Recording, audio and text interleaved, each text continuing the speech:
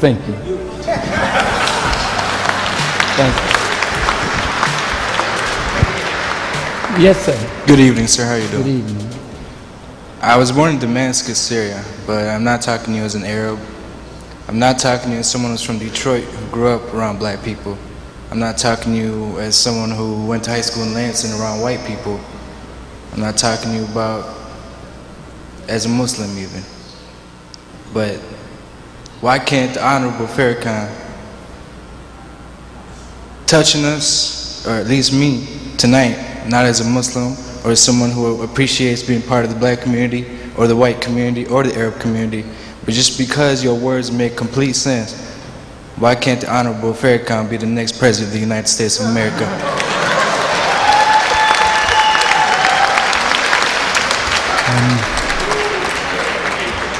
My dear brother, though I appreciate what you said, now notice what he said. Yes, sir. Not as a Muslim, not as an Arab, not as one who grew up around white people or grew up around black people, but you touched me as a human being. Yes, sir. Yes, sir. See, I don't want ever to be president because I watched our brother, Barack Obama, a beautiful human being. Look at the promise that he gave to the whole world with the beauty of what he wanted to do for America.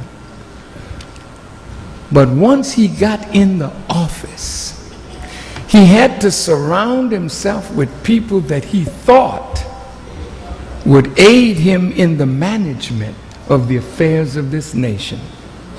And the first thing they did was encourage him as a constitutional lawyer to take the stimulus package of between $800 and $900 billion, but the common people got no benefit from it, but Wall Street was bailed out.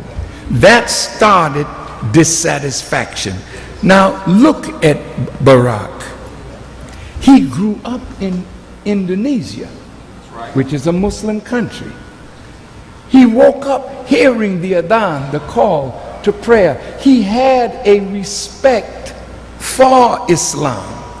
So he, more than his predecessors, felt that he could bring about rapprochement between America and the Islamic world. So he made a beautiful speech in Egypt, and then another one in Turkey, and then he visited Saudi Arabia. But look at what his American brothers said about him. Look at him, bowing to the king of Saudi Arabia, apologizing for us. We don't need nobody to apologize. See, that's arrogant Romney and arrogant America. You sure need to apologize for what you have done to people all around this earth.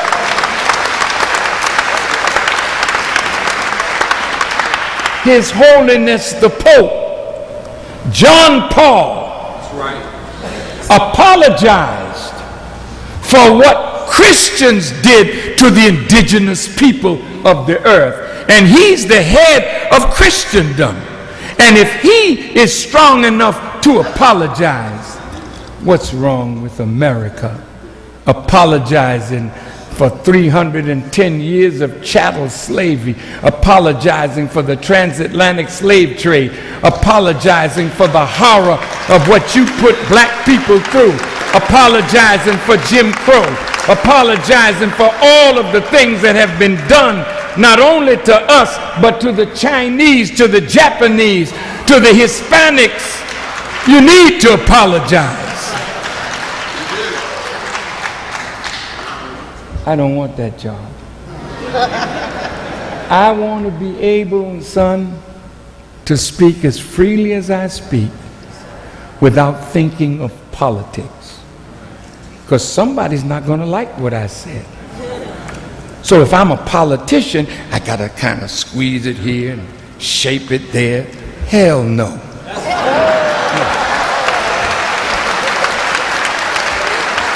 I will be what I am, a spiritual teacher, willing to advise my brother, but never do I want to walk in his shoes. But you, son, a young man, are you Arab? Where are your parents from? Syria. Syria. So am I. I spent time in Syria. I was there in Damascus under Hafiz al-Assad.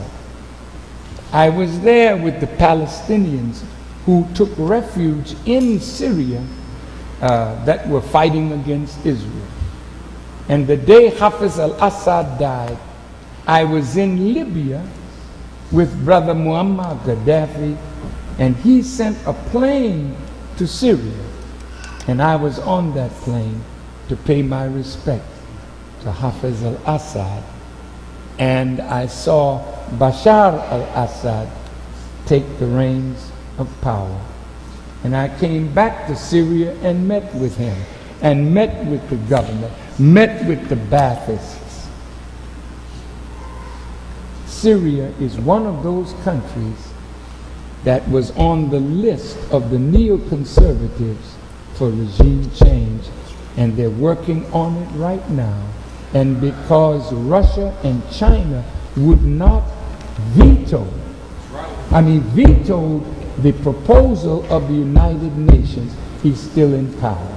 But when Russia and China refused to veto the proposal to get rid of Gaddafi, NATO was used. And the lies that they told, brothers and sisters, Gaddafi was not a dictator. He was not a dictator. That man stepped down from rulership and left it in the hands of committees of Libyan people. Did you know that no Libyan was without education, health care, and a place to stay? Did you know that the oil money coming from Libya, he gave a stipend to every Libyan every year? Did you know that that man spent $33 billion with some of the finest engineers in the world bringing water up from the desert and now making the coastline of Libya green, and then offering the people machinery and giving them land if they wanted to farm, so that Libya would be self-sufficient in farming? He put $70 billion in an African development bank so that Africa would not have to go to the IMF or the World Bank. They could come to a bank insert and get money interest-free. That's Gaddafi. Yes, he made mistakes. There's no leader that's in power that hasn't killed people. Do you think our brother Barack's hands are clean now?